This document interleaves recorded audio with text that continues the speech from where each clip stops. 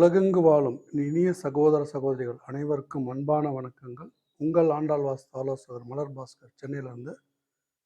இந்த வீடியோ பதிவில் வந்து நம்ம வீட்டுக்கு உள்ள ஒரு படிக்கட்டு போட்டு முடிவு பண்ணிட்டோம்னு வச்சுங்களேன். அந்த வீட்டுக்குள்ளே அமைக்கிற படிக்கட்டில் டெக்னிக்கலாக என்ன கவனிக்கணும், வாஸ்து ரீதியாக கவனிக்க வேண்டிய விஷயங்களை தெளிவாகவும் விளக்கமாகவும் இந்த வீடியோ பதிவில் பார்க்கலாம். இப்போ நம்ம படிக்கட்டை வந்து வீட்டுக்குள்ளே அமைக்கணும்னு முடிவு பண்ணிட்டோம். டூப்ளெக்ஸ் வீடு ஆகட்டும், இல்லை அதோட பெருசாக வீடு கட்டுறோம், என்ன முடிவு பண்ணாலும் எனக்கு படிக்கட்டு வெளியில் வேணாம், வீட்டுக்குள்ளே அமைச்சிக்கிறேன் அப்படின்னு நீங்கள் முடிவு பண்ணிட்டீங்கன்னா, அது 2 இடத்துல தான் வந்து அந்த படிக்கட்டை அமைக்கணும். எப்படி அந்த வெளிப்புற படிக்கட்டுக்கு எந்த இடத்துல அமைக்கணும்னு சொல்லியிருந்தோமோ, அதே போல் வீட்டுக்குள்ளே ஒரு படிக்கட்டு அமைக்கிறோம் அப்படின்னு சொன்னால் அதுக்குன்னு ஒரு ஃபார்முலா இருக்குது. அந்த இடத்துல தான் அமைக்கணுமே தவிர எந்த இடத்துல வேணால் அமைச்சிக்கிறேன் அப்படின்னு சொல்லி அந்த படிக்கட்டை அமைச்சிடக்கூடாது. சரி, அது அமைக்கிறதுக்கு சரியான இடம் எது அப்படின்னா, பல வீடியோ பதிவு நாங்களும் சொல்லியிருக்கோம். இது திரும்பியும் மக்களுக்கு வலியுறுத்தி இந்த படிக்கட்டை மட்டும் தனியாக எடுத்து பதிவு பண்ணுறோம். இப்போ வீட்டுக்குள்ளே போடுறதுன்னா தெற்கோட நடுப்பகுதி அல்லனா மேற்கோட நடுப்பகுதி, இந்த 2 இடத்த தவிர வேறு எந்த இடத்துலையும் வீட்டுக்கு உள்ளே போடுற படிக்கட்டை போட்டுறக்கூடாது. அப்போ அந்த வகையில் வந்து இப்போ இந்த வீட்டை பொறுத்த வரைக்கும் அப்படின்னா மேற்கோட நடுப்பகுதியில் நாங்கள் அமைச்சிருக்கோம். ஃபார்முலா படி அந்த படிக்கட்டை அமைச்சிருக்கோம். இந்த படிக்கட்டை அமைக்கிறதுல என்னென்ன விஷயங்கள் கவனிக்கணும், என்னென்ன மாடல்லாம் நம்ம போடலாம் வீட்டு உள்ளே போடுற படிக்கட்டை அப்படின்னு சொன்னோம்னா, இன்னொரு வீடியோ பதிவில் சொல்லியிருந்தேன். டாக் லெக் ஸ்டேர் கேஸ்ன்ட்டு, அது மடக்கு படிக்கட்டுன்னு சொல்கிறோம். அதே போல் தான் டாக் லெக் ஸ்டேர் கேஸ் போடலாம். அப்படி இல்லைன்னா இப்போ நமக்கு இடம் பெருசாக இருக்குன்னு சொன்னாக்க பா டைப்பில் படிக்கட்டு போடுவாங்க. அந்த அந்த ஓரத்தில் ஆரம்பித்து அப்படியே வந்து இப்படி திரும்பலாம். அது போல் படிக்கட்டு அமைக்கலாம். இல்லை எஸ் டைப்பில் படிக்கட்டு அமைப்பாங்க. இந்த எஸ் எப்படி இருக்கோ அது போல் வீட்டுக்குள்ளே போகிற படிக்கட்டையும் அமைக்கலாம். இல்லை ஃப்ளோட்டிங் படிக்கட்டுன்னு சொல்லுவாங்க. நீங்கள் பார்த்துருப்பீங்க, கிணத்துலலாம் நீங்கள் அந்த மாதிரி பார்த்துருக்கலாம். ஒரு சைடு மட்டும் ஜாயிண்டாக இருக்கும், இன்னொரு சைடு தனித்தனியாக அப்படியே படிக்கட்டு இருக்கும். ஃப்ளோட்டிங் படிக்கட்டுன்னு சொல்லுவாங்க. அது போலே அமைக்கலாம். அது போல் சைடில் செவுத்தில் பீம் கொடுத்துட்டு இந்த பக்கம் எதுவும் சப்போர்ட் எடுக்காமல் ஃப்ளோட்டிங் டைப்பில் படிக்கட்டு அமைக்கலாம். இல்லைன்னா சென்ட்ரலில் பீம் கொடுத்துட்டு, இது எப்படி நம்ம ஓரத்தில் போய் அணையுது அது போல் ஓரத்தில் அணையாமல் நடுவில் மட்டும் ஒரு பீம் கொடுத்துட்டு அந்த நடுவில் மட்டும் படிக்கட்டு நிற்கிறாப்புல, அதுவும் பார்க்க அழகாக இருக்கும். அது போல் செய்யலாம். இது போல் ஒரு சில இடத்துல மடக்கு படிக்கட்டு சொல்லுவாங்க. இப்போ இது மடக்கு படிக்கட்டுனா இது மேலே தெரியுது பாருங்கள் ஸ்டெப்ஸ். அதே போல் கீழே நம்ம ஃப்ளாட்டாக இல்லாமல் கீழே வந்து அதே போல் மடக்க தெரியும். செயின் டைப் ஸ்டேர் கேஸ் சொல்லுவாங்க. அது வந்து அந்த ரெயின்ஃபோர்ஸ்மெண்ட்டே வேறு மாதிரி இருக்கும். செயின் டைப்பில் செயின் லிங்க் ஸ்டேர் கேஸ் சொல்லுவாங்க.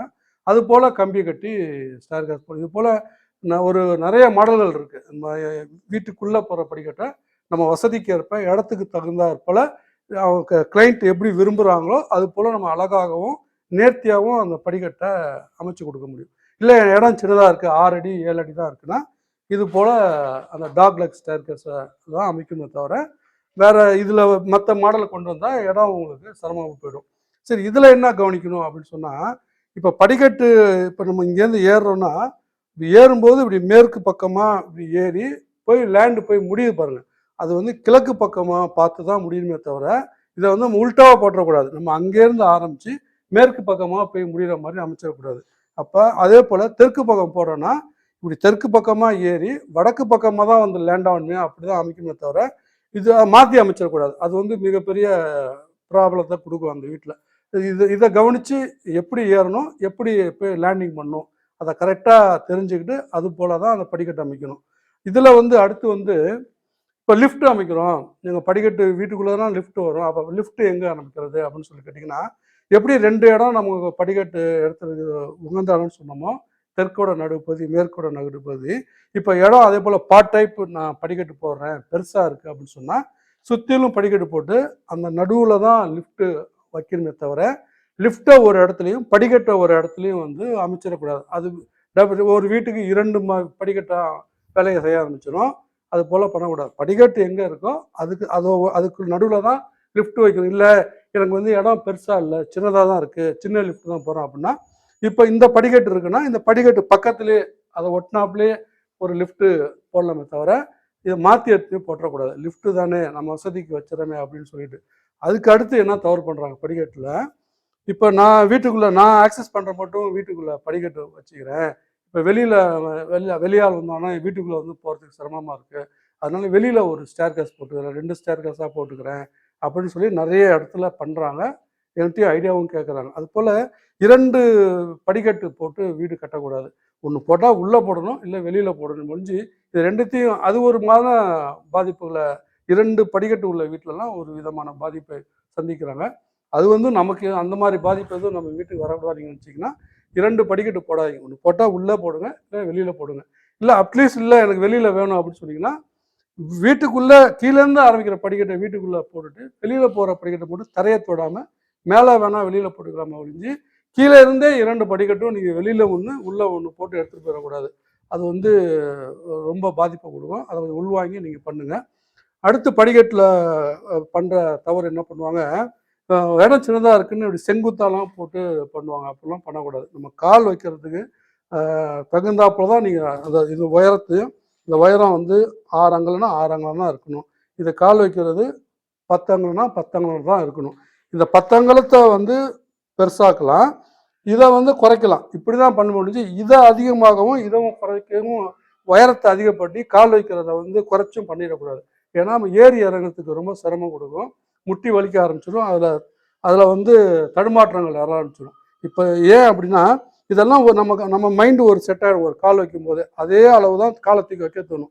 அது போல் இதில் எதுவும் நம்ம உயரங்களில் வித்தியாசம் பண்ணோம்னா ஒவ்வொருத்தரையும் கால் இடிக்கும், தடுமாற்றங்கள் வரும். அதனால தான் ஒரே அளவை வைங்க சொல்கிறத தவிர இதில் போய் நம்ம லாபம் நஷ்டம் பார்த்து வைக்கிறதெல்லாம் இப்போ பெரும்பாலும் சொல்கிறாங்க. அதுலலாம் கான்செப்ட் கிடையாது. இந்த வாஸ்துல இதெல்லாம் பொய்யா ஒத்தப்படையில் வரணும், ரெட்டப்படையில் வரணும், நீங்கள் மாற்றி வைக்கக்கூடாது, அப்படிலாம் நீங்கள் கணக்கு விடக்கூடாது. நம்ம இதில் என்ன அதில் ஒளிஞ்சிருக்கு, ஏன் லாபம் நஷ்டம்னு நம்ம சொல்கிறோம் அப்படின்னு சொன்னால், இப்போ நம்ம வலது காலில் இங்கே ஆரம்பிக்கிறோம்னு வச்சுக்கோங்களேன். இப்போ ஆரம்பிக்கிற இடத்துல அடுத்த ஸ்டெப்பு அங்கே முடிக்க அந்த வீட்டு உள்ளே போகிறது வலது காலாக இருக்கணும். இதுதான் கான்செப்ட். இப்போ அதுக்கு தகுந்தாப்புல எப்படி படிக்கட்டு வரணுமோ அப்படி வைக்கணும். இதுதான் கவனிக்குமே ஒழிஞ்சு நீ போயிட்டு இதில் லாபம் நஷ்டம்லாம் கவனிக்காமல் இங்கே என்ன காலில் ஆரம்பிக்கிறோமோ அதே போல் வலது காலில் முடிக்கணும். ஏன்னா நம்ம மைண்டு அப்போ செட் ஆகிடும். மூளைகள் அதே போல் தான் நமக்கு ஒவ்வொருத்தரையும் கீழே பார்த்து ஏற மாட்டோம். இந்த இதுக்கு தகுந்தாப்புல ஏறும்போது இந்த உயரங்களும் கால் வைக்கிறதும் சமமாக இருந்துச்சுன்னா படிக்கட்டில் எதுவும் இடைஞ்சல் இல்லாமல் அவங்களுக்கு ஈஸியாக வைக்கலாம். இது இப்போ கட்டி முடிச்சிட்டோம், ஃபினிஷிங் பண்ணால் இதில் டைல்ஸ் ஓட்டலாம், ஹேண்ட் ரைல் போடலாம். நம்ம வசதிக்கு ஏற்ப நம்ம விருப்பத்துக்கு ஏற்ப எப்படி வேணால் அந்த படிக்கட்டை அழகுபடுத்திக்கலாம் ஒழிஞ்சு பேசிக் ரூல் இதுதான். டெக்னிக்கலாகவும் இதுதான், வாஸ்து இதுதான். இதை தெரிஞ்சுக்கிட்டு நம்ம எப்படி வேணாலும் படிக்கட்டு அமைக்கலாம் ஒழிஞ்சு இதை தவிர வேற எங்கன்னா போய் படிக்கட்டு நீங்கள் போட்டு வச்சிடாதீங்க. ஒன்று ஏதோ ஒரு இல்லை எனக்கு வந்து ஓரத்தில் இடம் இருக்குது, அந்த மூலையில் எடுத்துகிட்டு போயிடுறேன், இல்லை நடுவில் வச்சிடுறேன், இல்லை அந்த மூலைக்கு எடுத்துகிட்டு போயிடுறேன், இல்லை இந்த செவ்வறு ஓரமாக எடுத்துகிட்டு போயிடுறேன். இது போல் நான் சொன்ன 2 இடங்கள் மேற்கோட நடுப்பகுதி, தெற்கோட நடுப்பகுதி, அதுக்கு ஒரு ஃபார்முலா இருக்குது. அந்த ஃபார்முலாக்குள்ளே தான் படிக்கட்டு அமைக்கணுமே தவிர இதை தவிர நீங்கள் வேற எந்த இடத்துல நீங்கள் போட்டாலும் அது தவறாயிடும். அதற்கான விளைவுகளை நீங்கள் ஒரு நாள் சந்திச்சு தான் ஆகணும். அதனால் படிக்கட்டு அமைக்கிறது வந்து ரொம்ப படிக்கட்டு லிஃப்ட் இதில் வந்து கவனம் செலுத்தி நீங்கள் உங்கள் வீட்டை அமைங்க. உங்கள் வீடு சிறப்பாக இருக்கும். இந்த போல் வாஸ்துன்ற அடிப்படை சின்ன விஷயங்களை தெரிஞ்சு கொண்டு நீங்கள் வீடை கட்டுங்க. உங்கள் வீடு சிறப்பாக இருக்கும். நீங்கள் இதே போல் பிரம்மாண்டமான வீடுகள் கட்டி நீங்கள் அனைவரும் நீங்கள் ஆனந்தமான ஆரோக்கியமான செல்வ செழிப்பான வாழ்க்கையை இப்போதும் எப்பொழுதும் வாழ வேண்டும் என்று நாங்கள் வணங்கும் ஆண்டாள் அம்மாவையும் திருச்செந்தூர் முருகனையும் வணங்கி வேண்டிக் கொள்கிறேன். இதுவும் கடந்து போகும், எதுவும் கடந்து போகும், எல்லாம் நன்மைக்கு, மகிழ்ச்சி, சர்வமும் கிருஷ்ணார்ப்பணம்.